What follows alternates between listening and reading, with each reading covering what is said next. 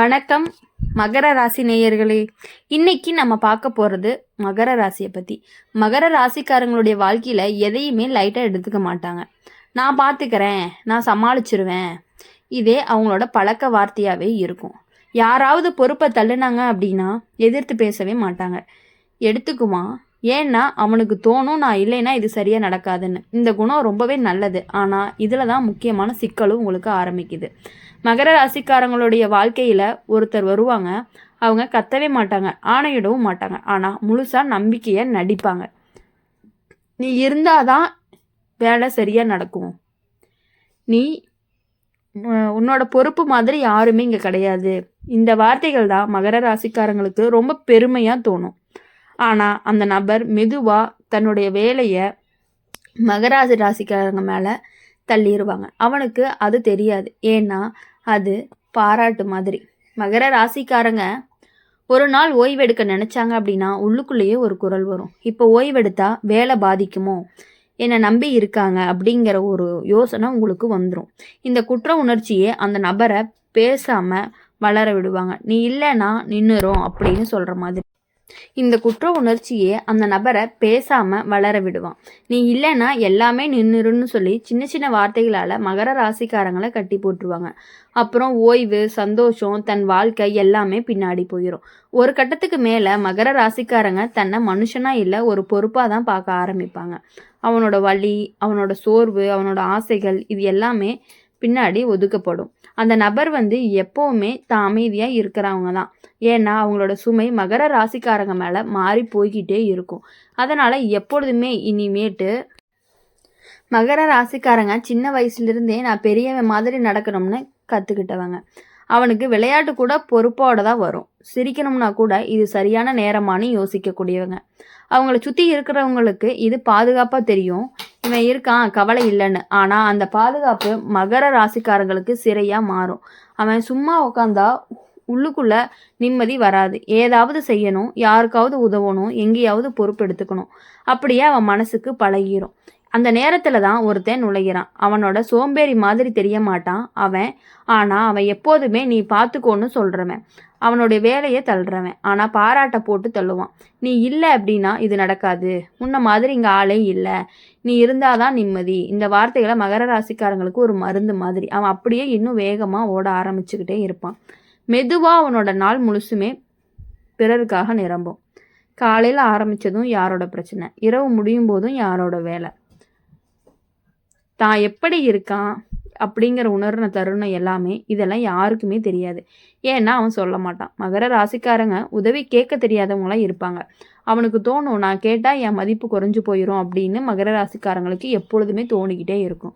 அந்த நபர் இதையெல்லாம் தெரிஞ்சுக்கிட்டு அதனால தான் அவன் ஒருபோதும் நீ சோர்ந்துட்டியான்னு கேட்கவே மாட்டான். கேட்டாலும் மேலோட்டமாக கேட்டுட்டு விட்டுருவாங்க. ஒரு நாள் மகர ராசிக்காரங்க ரொம்பவே சோர்வாக இருப்பாங்க. உள்ளுக்குள்ளே ஒரு கனத்தனம், அப்போது அதை வெளியில் அதே அமைதி.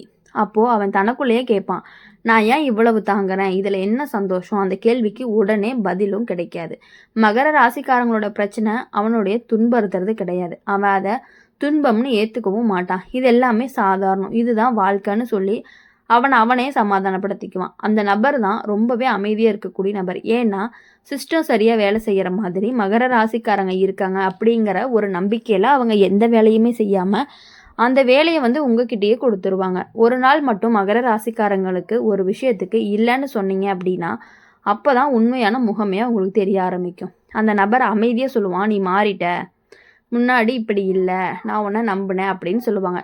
இந்த வார்த்தைகள் எப்படின்னா கத்தலை விட ரொம்பவே வலிக்கும். மகர ராசிக்காரங்க உடனே தன்னை சந்தேகிப்பாங்க.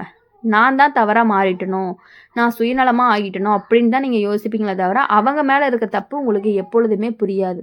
இதை நீங்கள் எப்பொழுதுமே ஞாபகம் வச்சுக்கிட்டு புரிஞ்சுக்கிட்டீங்க அப்படின்னா மட்டும்தான் உங்கள் லைஃபு கொஞ்சம் கொஞ்சமாக நல்லா இருக்கவே ஆரம்பிக்கும். மகர ராசிக்காரங்களை பொறுத்தவரையும் உடனே ரொம்பவே சந்தேகப்படுவாங்க. நான் தான் தவறாக மாறிட்டேனா, நான் தான் சுயநலமாக ஆகிட்டேனா, இதுதான் அவனுடைய முழுசாக கட்டுப்படுத்துகிற இடமாகவும் இருக்கும். ஆனால் ஒரு நாள் மகர ராசிக்காரங்க அமைதியாக உட்காருவான்.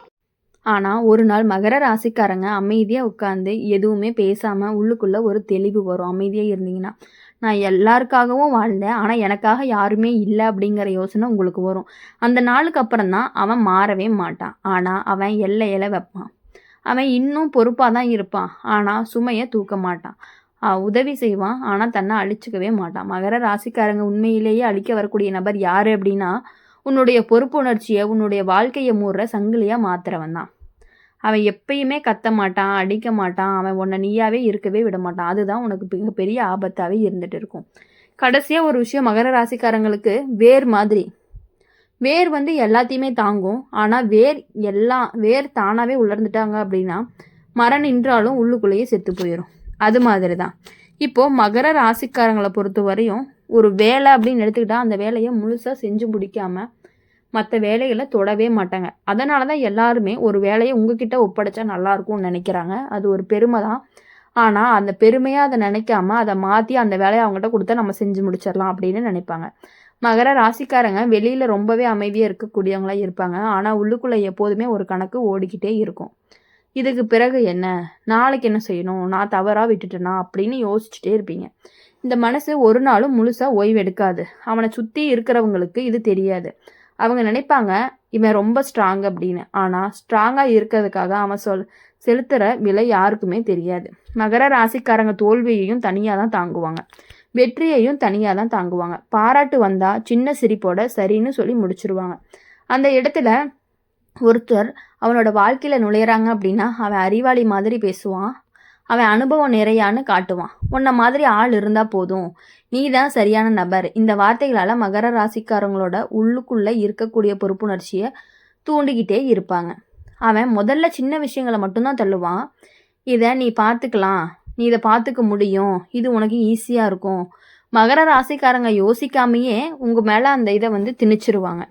பிறகு அந்த சின்ன விஷயம் பெருசாகவே மாறும். ஒரு நாள் முழுசாக மகர ராசியோட நேரமே போயிடும். அவனுக்கு அது தெரியாது. ஏன்னா அவன் மனசில் இது என்னோட கடமை அப்படின்னு ஒரு வார்த்தை தான். மகர ராசிக்காரங்க தன்னை பற்றி யோசிக்க ஆரம்பித்தா கூட முதல்ல நினைக்கிறது என்ன அப்படின்னா, மற்றவங்க என்ன நினைப்பாங்க, என்னோட சோர்வு, என்னோட கஷ்டம், இது எல்லாமே பின்னாடி தான். அந்த நபர் இது எல்லாமே கவனிச்சுக்கிட்டே இருப்பாங்க. அவனுக்கே தெரியாது மகர ராசிக்காரங்க ஒரு நாளுமே தன்னை முன்னாடி வைக்க மாட்டாங்க அப்படின்னு. அதனால தான் அவன் ஒருபோதுமே வெளிப்படையாக சுரண்ட மாட்டான். அமைதியாக மெதுவாக பொறுப்புன்னு சொல்லி சுமையை ஏற்றுக்கக்கூடியவங்களாக இருப்பாங்க மகர ராசிக்காரங்க. ஒரு நாள் மகர ராசிக்காரங்க உடம்பு சோர்ந்து போயிருக்கும், மனசு காலியாக இருக்கும், ஆனால் வெளியில் ஒரே வார்த்தை பரவாயில்ல.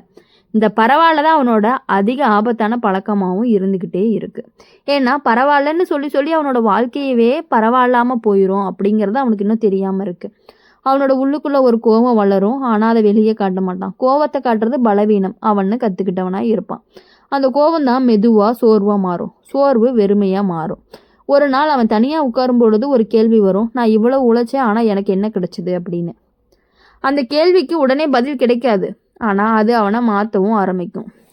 மகர ராசிக்காரங்களை பொறுத்தவரை ஒரு நாள் முதன்முறையாக ஒரு விஷயத்துக்கு இல்லைன்னு சொல்ல ஆரம்பிப்பீங்க. அந்த இல்லை தான் சத்தம் இல்லாத ஒரு புரட்சியாகவே இருக்கும் உங்களுக்கு. அப்போ தான் அந்த நபர் ரொம்பவே அசௌகரியப்படுவாங்க. அவனுடைய முகம் மாறும். நீ முன்னாடிலாம் இப்படி இல்லை அப்படின்னு சொல்லி உங்ககிட்ட ரொம்ப ஏக்கமாக பேசுவாங்க. நான் இதை உங்ககிட்டருந்து எதிர்பார்க்கல அப்படின்னு சொல்லுவாங்க. அந்த வார்த்தை மகர ராசிக்காரங்களை மீண்டும் குற்ற உணர்ச்சிக்குள்ளே இழுக்க முயற்சிக்கும். ஆனால் இப்போ மகர ராசிக்காரங்க முழுசாக உடையாமல், ஏன்னா அவனை புரிஞ்சுக்கிட்டாங்க. மகர ராசிக்காரங்க புரிஞ்சுக்கிற உண்மை என்ன அப்படின்னா, பொறுப்பு ஏற்றுக்கிறது வாழ்க்கை, ஆனால் எல்லாத்தையுமே சுமக்கிறது வாழ்க்கை இல்லை அப்படிங்கிறத இப்போ மகர ராசிக்காரங்க நல்லாவே புரிஞ்சுக்கிட்டாங்க. மகர ராசிக்காரங்க இன்னும் தாங்குவான், ஆனால் எதுவுமே எல்லையை வச்சு தான். இனி உதவி செய்வான், ஆனால் தான்னா எப்பயுமே இழக்கவே மாட்டாங்க. கடைசியாக மகர ராசிக்காரங்க ஒரு கல் மாதிரி, கல்லை நம்பி எல்லாமே கட்டுவாங்க. ஆனால் அதே கல்லை அடிக்கடி உடைச்சா ஒரு நாள் தூளாகிரும். அது மாதிரி தான் நீங்களும். இனி வரக்கூடிய நாட்கள் எல்லாமே உங்களுக்கு இனிமையான நாட்களாகவும் இனிமையான மாதங்களாகவும் இனிமையான வருடங்களாகவும் அமையணும் அப்படின்னு சொல்லி எங்கள் சேனல் மூலயமா நாங்கள் உங்களை வாழ்த்துறோம். இந்த வீடியோ உங்களுக்கு பிடிச்சிருந்துச்சு அப்படின்னா மறக்காமல் லைக் பண்ணுங்கள், ஷேர் பண்ணுங்கள். பக்கத்தில் இருக்க கமெண்ட் பாக்ஸில் நீங்கள் என்ன ராசி அப்படிங்கிறத கமெண்ட் பண்ணிட்டு போங்க.